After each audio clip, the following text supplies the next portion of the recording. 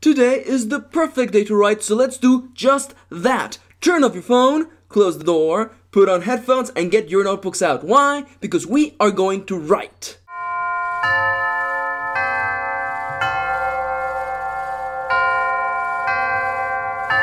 Never forget the golden rule of my videos, okay? If you catch me playing with my hair, take a drink of water. Stay hydrated. With those silliness out of the way, hello, Riley friends, and welcome back to the Virtual Writing Academy. Today I have a bit of a really fun exercise, at least fun for me, because I'm a terrible person without feelings and without self-control. So before we go anywhere though, I can't wait to share this exercise. I can't, because it's really fun. But before I go anywhere though, if you are at all unfamiliar with the way the show works, allow me to explain to you right now. This here is a sort of virtual writing class, except that instead of it being a lecture where I just tell you what you should know, I'm gonna make you write. I'm gonna give you a writing exercise. I'm gonna actually give you time and some musical recommendations so you actually sit down and write. And afterwards, we come back, we share our feelings, and I give you a little bit of insight on what I wanted you to take from this particular exercise. And that's totally it, actually. This video format is actually pretty darn simple. You come in, we write for 10 minutes, and then we come back and share our experiences. As always, I have a couple of really awesome writing recommendations, so let's dive right in. As I've said countless times in the past, music is like the most important element of my writing. I'm always listening to music while I'm writing, and I don't think my writing would be the way it is right now if it wasn't for music. And as I mentioned, I'm always writing and I'm always making writing mixes. So today, for today's particular exercise, which is gonna be incredibly human, incredibly, terribly human, I thought that we would go into the darkest alleys of the human mind and explore the idea of empathy and selfishness. And what better, and I was looking through my playlist, because if you don't know, I make writing playlists over at 8tracks.com/mkaren, and I thought, what would embody this? And I thought that, you know, we could go sad. We can listen to sorrow. We've been listening too much to sorrow. We are going all out. We're going full human today. So one of my first round recommendations today is Haunted Mansion. It's actually a horror playlist that I made for Halloween last year, and it's dark. It's somber, and it's funny because I was thinking, I'm like, what am I gonna give you? Am I gonna give you After the Bomb? Am I gonna give you Sorrow? Which are all available at 8tracks.com/mkaren. I thought, no. We're going full dark today. We're going full dark, full eerie. We are going to walk some dark alleys today, but it's gonna be fun, trust me. Now, you know my playlists, they're fun. Click on the link in the description below, go check it out. You can leave it in the background, it'll be really fun. If you feel like an extra challenge, or you don't feel like writing full-on super dark, I have another recommendation today. Today's a special track is from Gods Will Be Watching, which is a fantastic indie game, and the song is called Farewell by Fingerspit. I believe that this song was used for the end credits of the game, and it has this really desolate, almost kind of guilty sort of feeling to it, and I think it totally It fits perfectly for today's session. So if you want to listen to this song, there's two links below. The first link is to listen to the song on repeat. It's actually like a web app where you can basically just listen to a song on repeat. Don't worry about it. The other link download is, it takes you to Fingerspit's Bandcamp page. So if you feel like picking up this song and actually, you know, giving a little bit of money to the awesome people who create these soundtracks, you can go there. Additionally, I recommend you check out the soundtrack for Gods Will Be Watching. It's a great soundtrack, really eerie, really dark. Fingerspit did an amazing job with that. So if that interests you, or if you have seen footage for Gods Will Be Watching and you ever thought, wow, that soundtrack is awesome, go pick it up. So again, as always, links to all of these playlists and songs are available in the links in the description below. I'm gonna give you a couple of minutes to go get your writing software, your notebooks, get ready, close the door, put on headphones, put your phone on silent, and pause the video if you need extra time. I'm gonna count backwards from 3, and by the time I hit 1, I'm going to assume that you have unpaused the video and you're ready to go, okay? And 3, 2, 1.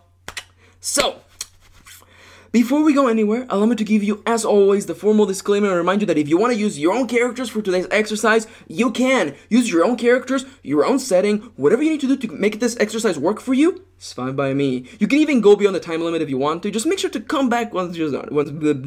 Just make sure to come back once you're done.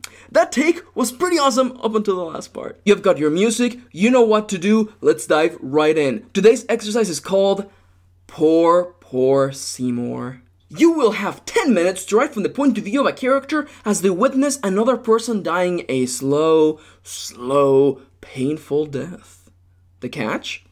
This character can save the other person, but chooses not to. Again, allow me to repeat myself. Today you're gonna have 10 whole minutes to write from the point of view of a character as they witness another person dying. And worst of all is that they can stop it. They can go save this person right now. There's nothing stopping them. And yet they choose not to. Why? Explore the point of view of someone who finds themselves in this debacle. There's nothing stopping them. And their lives are not at risk. They can go and save this person. They can help them. And yet, why? Why let this person die? Why not come in and help them? Why let them suffer of all things? And watch while this is happening. Enter the mind of a character in that situation. Where are we? What time of day is it? More importantly, what is this character feeling right now as they look at this person? Are those tears of sadness or joy? And above all, do they feel any sort of pressure on their shoulders? Do they feel any guilt on their soul as they watch this person die right before their eyes? But do not worry, dear listener. As always, I'm going to give you the first line of this story so you can just dive in and start writing without worrying about the first line, okay? Today's story begins a little bit like this. I realized that I had been lying to myself all of my life. Now go, writerly friend.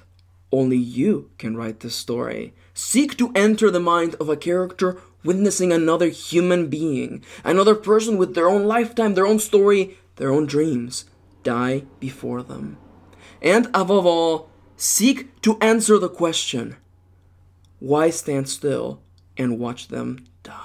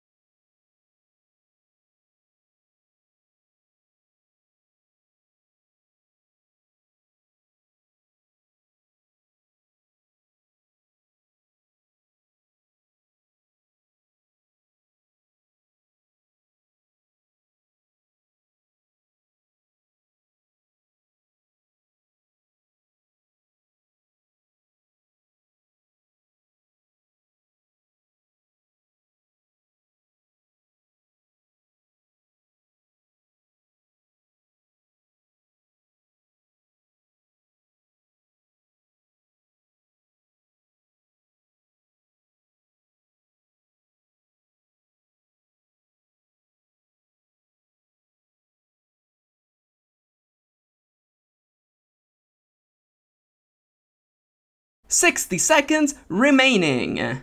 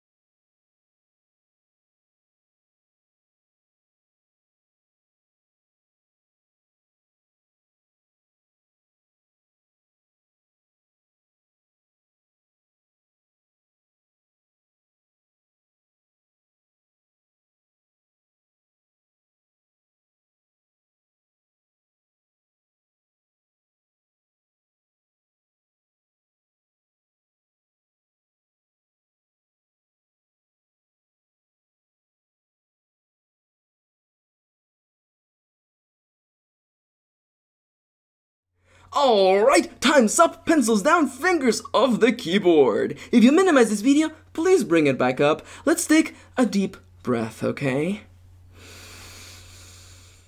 Now, before I go anywhere, a couple of you are really clever, really astute, and I'm gonna give you, like, let's say 500 max points if you actually manage to guess where the prompt that I gave you today came from.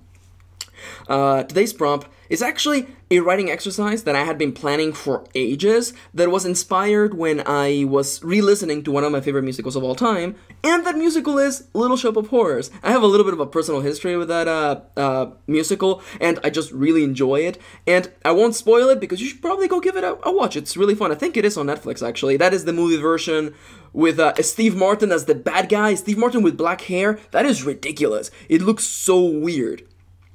Anyways, it's really fun, really silly. The origin for this prompt came from a long time ago, and I had this sitting on my shelf of exercise ideas, and I thought, let's bring it out. Why? Because first off, I love character. I love character-focused drama, and there's nothing, like, my favorite thing is characters making tough choices, or rather, in this case, making the choice to not help somebody. And, you know, I don't want to spoil the story of Little Shop of Horrors, but there's a point in which a similar situation to what I put before you happens. And I wanted you to explore that moment. And I want to see, and of course, as I mentioned in the past, feel free to share your writing in the comments below. I would love to read it, or to see where you went with the story. Because I find that, and it's really weird because people ask me about, you know, writing relatable characters, likable characters, and it's funny because my advice usually boils down to the same thing. And that advice is, show us how they make their choices, or rather, how they choose to not make choices. I am not gonna lie to you, because I know that the culture that we live in is it's really strange. It's really strange where, like, a lot of things are okay, but other things are not okay, and I'm not gonna touch on that. The point of this is that I think that every character, any character, can be relatable, as long as they show us how they make their choices and how they come to do what they do. Because I think there's a difference between I understand this character and I like this character. I don't think they mean the same thing, and I don't think they're both like self-exclusive. But even more so than that, over a long time of writing and creating stories, I've come to the realization that it's really hard, incredibly hard even actually, to create likable characters, to like come in with the plan of making this character someone that people will like. And it's funny because it's almost entirely not based on the writer. Like, it has nothing to do with the writing and the writing, it's entirely based on the reader themselves, because everybody is willing to accept different kinds of things. I think there are people out there who can see a character justify or explain why they're okay with watching a person die and not help them, while other people would just be like, no, I can't actually relate to that. I can't believe that somebody would actually do that. And that's the nature of being a human being. We all have different points of views and different perspectives, and that's entirely okay. I realized over time that it was a better goal, I think, a more focused goal. Instead of wanting to make people relatable, I just want to make them human, so that my readers and my audience can choose for themselves whether they like them or not. And I think that nothing makes us more human, nothing makes us more incredibly human than to show how we make our choices and how we justify our choices. And it's funny because I don't know how you wrote the story, but I think that you gave that person a chance. I think you gave them a podium to explain how they did things and why are they willing to let this person die. Could it be that that person was a bad person? Or could it be that, they were standing on a different moral ground? Or ultimately, this is what they wanted, and they were okay with doing this incredibly selfish and cruel thing because it was what they wanted, and that's okay. The thing that people forget all the time is that characters are human. Characters can be cruel and selfish and incredibly mean and still be good people. It's all based on perspective and point of view. But allow me to digress. As I mentioned, I don't want these videos to be like huge, enormous, overarching lessons, but today, what I want you to take from this is to remember that your characters are ultimately people. Shoot to let them be people. Give them a little soapbox they can stand on and explain their situation, explain how they did things, and just a little space. It doesn't have to be their entire story, just a moment so they can tell the reader. Give the reader a chance to understand them, because I think it's really easy to fall into the ideas of good versus evil, and I don't know about you, but I feel that anyone can be evil if you just take away their ability to share their point of view and share how they got to where they were and how they justify their choices. I could be the villain of your story greatly and easily if you just remove from me my ability to explain where I came from and how I justify my choices. Just a little something to keep in mind, okay? But yes, that's all I have to say for today. I hope that you enjoyed today's exercise. It was incredibly fun to make. I've been looking forward to making this video for a long while because this has been sitting on my list forever, because ever since I, rewatched / re-listened to Little Shop of Horrors, I kept looking into that particular moment, and you know what I'm talking about. And it's the idea of somebody who kept being sold to us as a good person, as an innocent person, stands by and lets someone else die. And you have to stop and think to yourselves, it's like, how can you still sell this person to me as innocent and kind and good and still do this, right? Like, and I feel that that's like the biggest key of gray morality in stories, the asking of questions and the crossroads of selfishness and selflessness, to be lawful and to be unlawful. And to me, this is the center of drama. This is the center of all the good, nasty things of humanity that make storytelling so much fun.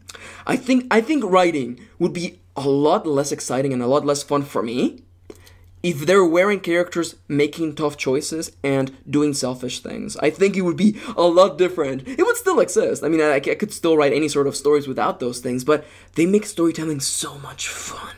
But with all those things said, though, as always, I want to thank you for watching. If you want to share your own writing, your comments, or your feedback, please feel free to go down into the comments below and let me know. As always, again, if you want even more writing advice, positivity, and prompts, you can head over to my official writing blog over at maxkieran.tumblr.com. Thank you for watching, thank you for spending a little bit of your day with me, and I'll be seeing you soon! Mwah.